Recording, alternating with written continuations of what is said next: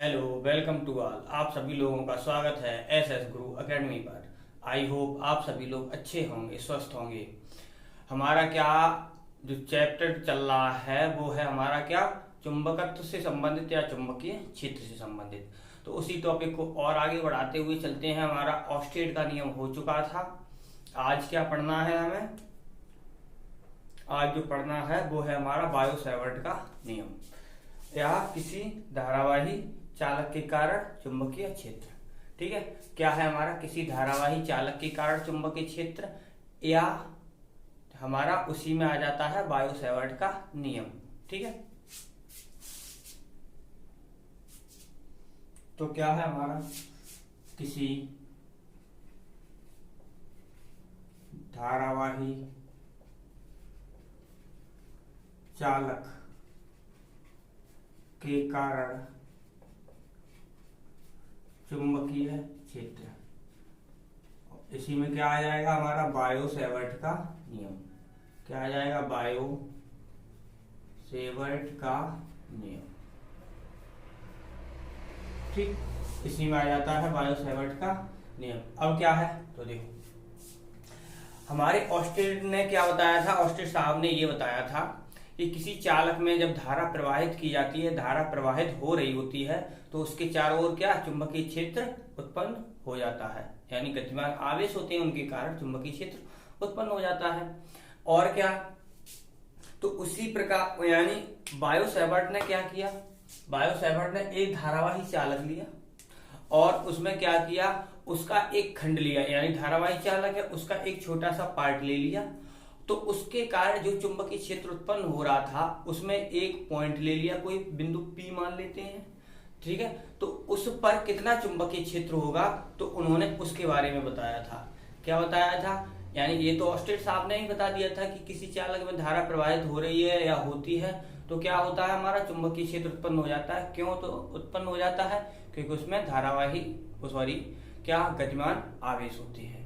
ठीक, और क्या, जो बायो सेवर्ट ने क्या किया, इन्होंने क्या किया, धारावाही चालक लिया। ठीक है, और इसका क्या एक खंड ले लिया, इसका एक पार्ट ले लिया। जैसे यहाँ पर हम चित्र पहले ही बना लेते हैं। उन्होंने क्या किया, जैसे हमने ये ले लिया एक, और इसका एक खंड ले लिया। जैसे यहाँ पर रहा हमारा डेल्टा एल, ठीक है, या डीएल मान लो। ठीक है, ये लिया। अब यहाँ से क्या एक पॉइंट, यानी इसके कारण चुंबकीय क्षेत्र उत्पन्न हो जाएगा। तो ये हमने जैसे यहाँ पर मान लिया जाए कि पी पॉइंट। ठीक है, ये, और यहाँ पर हमने चुंबकीय क्षेत्र मान लिया डीवी, और यहाँ से लेके यहाँ तक की दूरी मान ली वेक्टर आर। अब क्या है, यहाँ पर इसमें धारा प्रवाहित हो रही है हमारी आई। ठीक, इसमें धारा प्रवाहित हो रही है हमारी, चलो ऐसे ही है, धारा प्रवाहित हो रही है हमारी इसमें आई, और यहाँ पर जो कोण बन रहा है वो बन रहा है हमारा थीटा। ये ठीक है, तो क्या किया इन्होंने, देखो बायो सेवर्ट ने एक धारावाही चालक लिया, इसके किसी खंड मान लिया डेल्टा वो डी एल, इसके किसी खंड द्वारा जो उत्पन्न चुंबकीय क्षेत्र है, ठीक है, इसके कारण कितना चुंबकीय क्षेत्र उत्पन्न हो रहा है मान लिया बिंदु P पर। तो वो हमारा किन किन बातों पे निर्भर करेगा इस बारे में बताया, और कितना चुंबकीय क्षेत्र उत्पन्न होगा उसके बारे में बताया। तो क्या है लिखते हैं, बायो सेवर्ट ने विभिन्न चालकों, विभिन्न धारावाही चालकों के कारण उत्पन्न चुंबकीय क्षेत्र के संबंध में प्रयोग किए और बताया। क्या बताया कि किसी चालक के किसी खंड, यानी कोई सा भी चालक होगा उसके खंड, किसी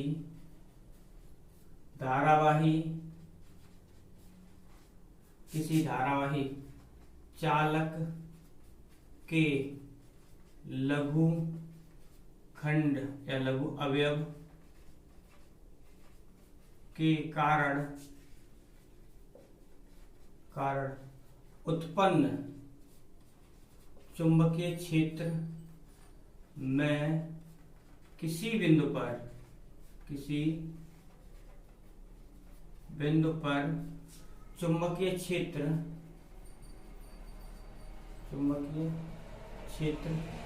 निम्न बातों पर निर्भर करता है। निम्न बातों पर निर्भर करता है।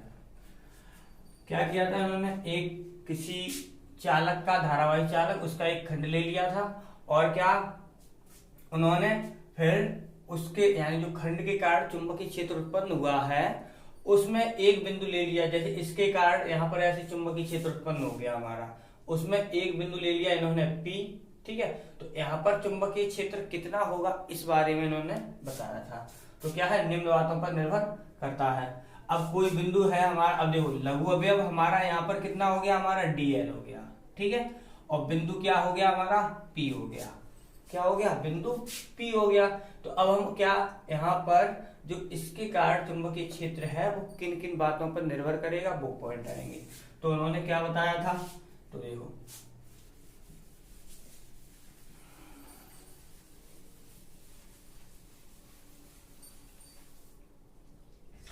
फर्स्ट पॉइंट उन्होंने क्या बताया था, जो हमारा बिंदु P पर चुंबकीय क्षेत्र है वो क्या है, हमारा जो लघु अवयव है, जो हमारा लघु अवयव या खंड लिया है चालक का, उसकी लंबाई के अनुक्रमानुपाती होता है। क्या, जो चुंबकीय क्षेत्र यहाँ पर बिंदु P पर होगा वो क्या है, लघु अवयव की लंबाई के अनुक्रमानुपाती होता है। तो क्या है हमारा बिंदु P पर यानी चुंबकीय क्षेत्र, ऐसे लिख दे रहे हैं हम, शॉर्ट में लिख दे रहे हैं, ठीक है। चुंबकीय क्षेत्र कॉमा लघु अवयव की लंबाई के अनुक्रमानुपाती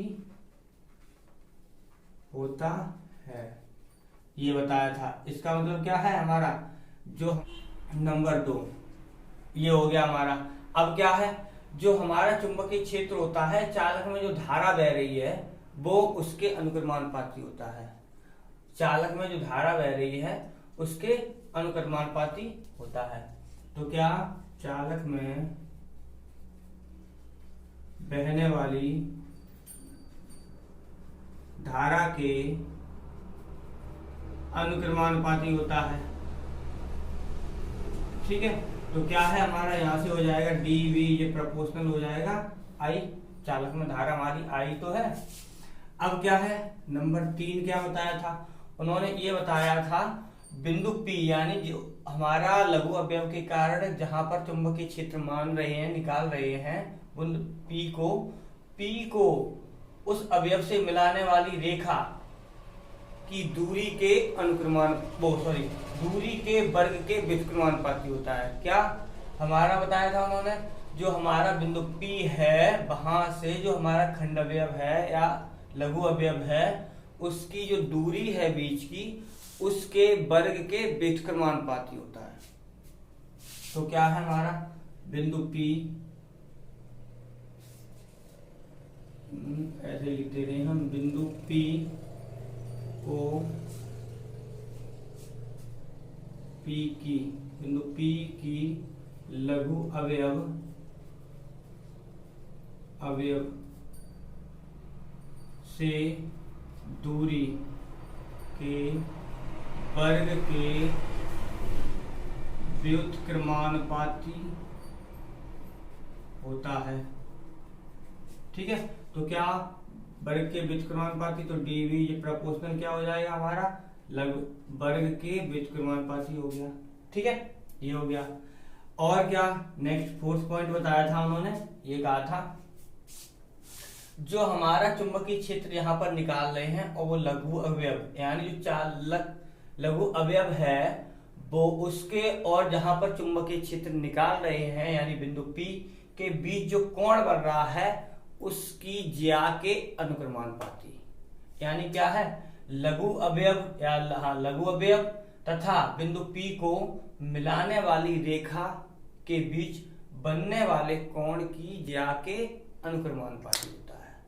क्या, फिर ध्यान से सुनो, लघु अवयव को बिंदु P से मिलाने वाली रेखा के बीच बनने वाले कोण की ज्या के अनुक्रमानुपाती होता है।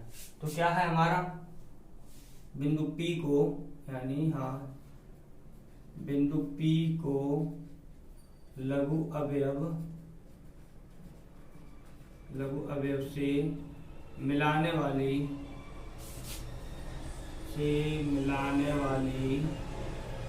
रेखा के बीच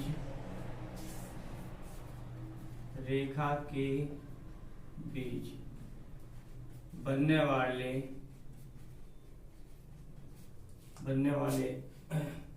कोण की ज्या के अनुक्रमानुपाती होता है। कहने का मतलब क्या है, हमारा डी वी इज प्रोपोर्शनल हो जाएगा साइन थीटा। तो क्या हो जाएगा हमारा, डी वी इज प्रोपोर्शनल क्या बन जाएगा हमारा, साइन थीटा बन जाएगा।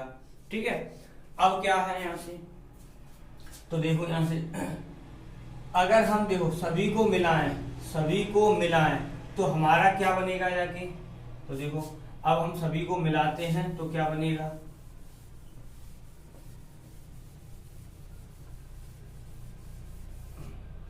सभी को मिलाया तो हमारा क्या हो जाएगा, डी वी ये प्रोपोर्शनल।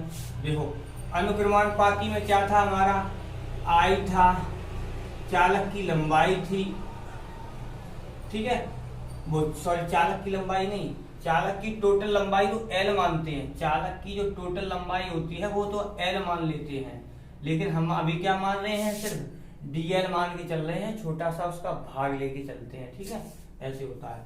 अब क्या है यहाँ पर आई डी एल, और हमारा अनुक्रमानुपाती में क्या था साइन थीटा, लेकिन व्युत्क्रमानुपाती में क्या था सिर्फ आर स्क्वायर। ठीक है, बाकी सब अंश में लिखे थे। तो हमारा क्या होता है, ये होता है। अब क्या, जब अनुक्रमानुपाती का चिन्ह हटाया जाता है तो एक कांस्टेंट लेते हैं। तो हमने एक कांस्टेंट लिया तो ये हो गया डी वी बराबर म्यू नॉट अपॉन 4 पाई, और ये हो गया हमारा into I D L sine theta upon R square. तो ये हमारा सूत्र निकल के आता है। यही हमारा क्या होता है, बायो-सेवर्ट का नियम होता है। यही क्या है, यही बायो-सेवर्ट का नियम है, यही हमारा बायो-सेवर्ट का नियम है।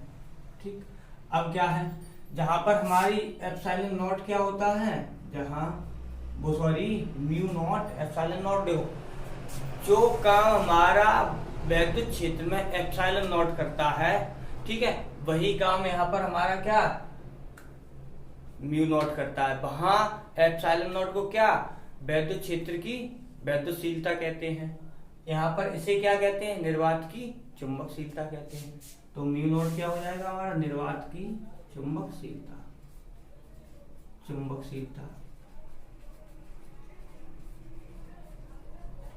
ठीक है, ये हो गया। इसका मान कितना होता है, इसका मान होता है, चाहो तो लिख लो, ये होता है 4 पाई इंटू 10⁻⁻⁷ न्यूटन प्रति एम्पियर स्क्वायर। क्या होता है, न्यूटन प्रति एम्पियर स्क्वायर, इसका मान होता है। अब क्या है, यहाँ से ये हो गया।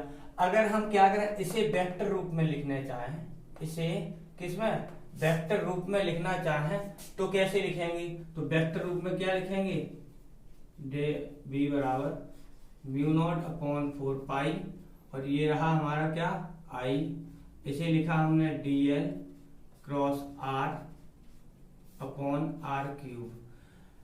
जब भी देखो क्रॉस प्रोडक्ट आता है तो हमेशा वेक्टर रूप में दो चलते हैं, एक क्रॉस प्रोडक्ट और एक डॉट प्रोडक्ट। क्रॉस यानी ये और डॉट यानी ये। तो क्या है, जब डॉट प्रोडक्ट होता है तो वहां पर चलता है हमारा कॉस, और जब डॉट में, और जब क्रॉस चलता है तो वहां चलता है साइन। तो देखो यहाँ से साइन मैंने हटा दिया, जब क्रॉस चल रहा है तो इसका मतलब यहाँ पर है कि यहाँ पर साइन था। ठीक है, आर क्यू क्यों किया, देखो यहाँ पर ऊपर तो आर था नहीं, आर से गुणा किया, आर से नीचे बात कर दिया और क्रॉस बहुत ले लिया वेक्टर रूप। ठीक है, तो ये हुआ हमारा क्या, बायो-सैवर्ट का नियम हो गया। क्या हो गया, बायो-सैवर्ट का नियम हो गया। अब क्या है,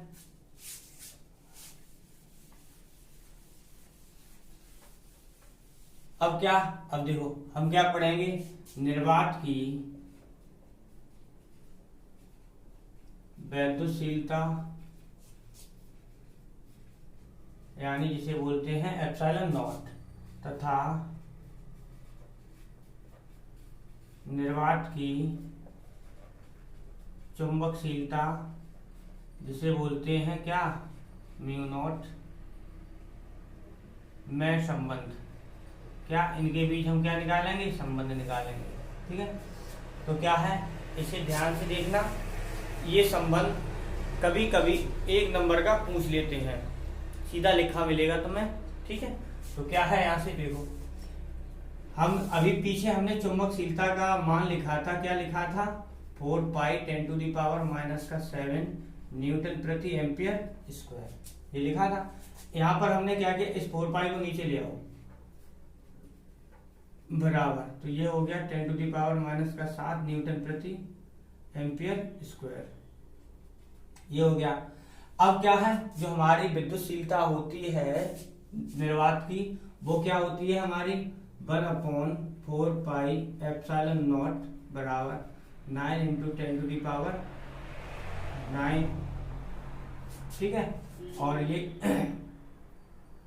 कितनी यहाँ पर मात्रक, न्यूटन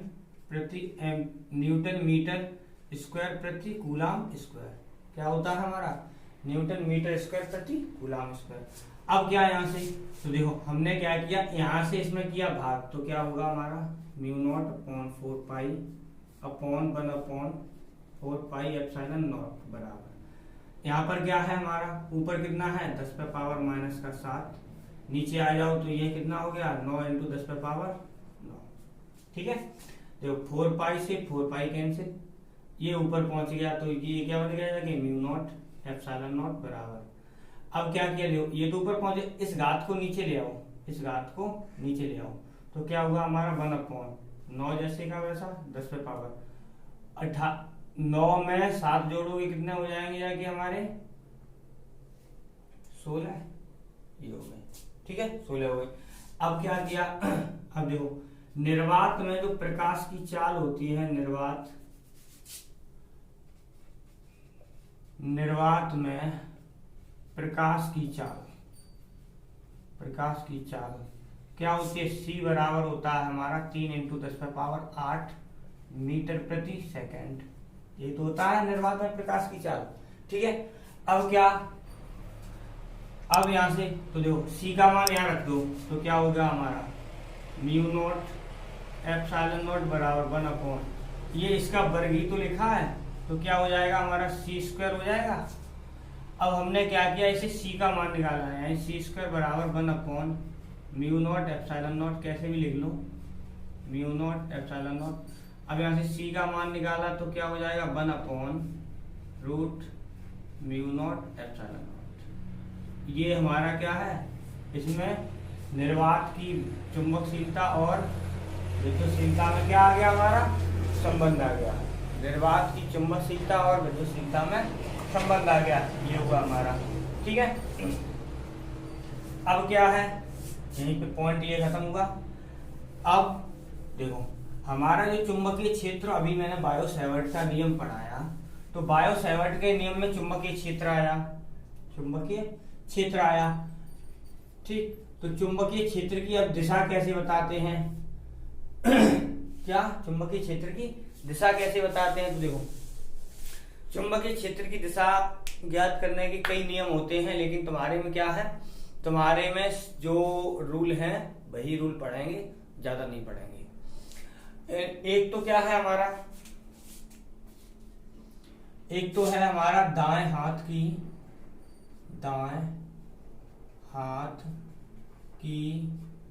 हथेली का नियम फर्स्ट, और एक है मैक्सवेल का पेच का नियम। क्या है हमारा? एक तो है हमारा दाएं हाथ की हथेली का नियम, दूसरा है हमारा मैक्सवेल के पेच का नियम। ठीक है, तो क्या है, हम इन दोनों को पढ़ते हैं। तो क्या है ये दोनों, तो देखते हैं। देखो, अगर पहला ही देखते हैं तो क्या है हमारे दाएं हाथ की हथेली का नियम। अब यहां पर देखो ध्यान से, दाएं हाथ की हथेली का नियम क्या है? यदि हम अपने दाएं हाथ की हथेली को इस प्रकार रखें, क्या है, इस प्रकार रखें कि क्या है, देखो इसमें क्या है, अंगूठा में जो धारा बह रही है उसकी दिशा में हो। कहने का मतलब क्या है, धारा की दिशा में कौन हो? अंगूठा हो। और जो अंगुलियां हैं हमारी उस बिंदु की ओर संकेत करें जहां हमें चुंबकीय क्षेत्र निकालना है, जहां पर हमें चुंबकीय क्षेत्र निकालना है उस बिंदु की ओर हो। तो हमारा क्या, हथेली के लंबवत, ये रही हथेली के लंबवत, धक्का देने की जो दिशा होती है वही चुंबकीय क्षेत्र की दिशा होती है। क्या, ध्यान से फिर बता रहा हूं एक बार, क्या है हमारा, अगर हम अपने दाएं हाथ की हथेली को इस प्रकार रखें, क्या, जो चालक में धारा बह रही है वो हमारी क्या, अंगूठे की दिशा बताई, अंगूठे की दिशा बताई। ठीक है, और जो अंगुलियां हैं हमारी उस बिंदु P की ओर संकेत करें, जो P लिया था जिधर हम चुंबकीय क्षेत्र निकालते हैं उसकी ओर संकेत करें। तो जो हमारी हथेली के लंबवत, ये रही हथेली, ये रही इसके लंबवत, ये हो गया लंबवत, यानी धक्का देने की जो दिशा होती है वही हमारी क्या होती है, चुंबकीय क्षेत्र की दिशा होती है। मैक्सवेल का पेच का नियम, इसे क्या है, मैक्सवेल का दक्षिणावर्त भी कहते हैं, दक्षिणावर्त पेच का नियम, ये भी ध्यान रखना, मैक्सवेल का दक्षिणावर्त का पेच का नियम। ठीक है, या मैक्सवेल का पेच का नियम। अब क्या यहां से, तो क्या होता है, अगर जैसे हमने सपोज करो एक पेच लिया, पेच जो अपने पेचकस से स्क्रू ड्राइवर से कसते हैं, तो हमने एक पेच लिया, तो पेच क्या है, हम कस रहे हैं इस प्रकार से। तो क्या है, जब पेच को हम कसते हैं तो क्या होता है, पेच की जो पिन होती है, जो पतली नोक होती है, वो क्या हो, धारा की दिशा में चले, धारा की दिशा में चले इस प्रकार से। तो हमारा क्या है, और हम किसे ऐसे इस प्रकार पेचकस को इस प्रकार से पकड़ना है, ये भी नहीं, ऐसे नहीं पकड़ना है, पेचकस को इस प्रकार से पकड़ना है। तो क्या होता है, हम जैसे जैसे पेच को कसते हैं तो जो हमारा अंगूठा जिस दिशा में घूमता है, इस प्रकार से घूमता है, ये देखो इस प्रकार से घूमा, तो जिस दिशा में घूमता है वो हमारी क्या होती है, चुंबकीय क्षेत्र की दिशा होती है। क्या, हमने पेचकस को ऐसे पकड़ा और पेच को कसे, तो पेच की जो नोक होती है वो धारा की दिशा में चले। ठीक, और क्या है हमारा, जो हमारा अंगूठा पेचकस को, वो सॉरी पेच को कसने के लिए जिस दिशा में घूम रहा है वो हमारी क्या बन जाएगी, चुंबकीय क्षेत्र की दिशा बन जाती है। ठीक है, ध्यान रखना। अब क्या है, आज के लिए इतना ही रखते हैं। अगर वीडियो आपको पसंद आ रही है तो वीडियो को लाइक करें, चैनल पर नए आए हो तो चैनल को सब्सक्राइब करें और अपने दोस्तों के साथ शेयर करें। बाय।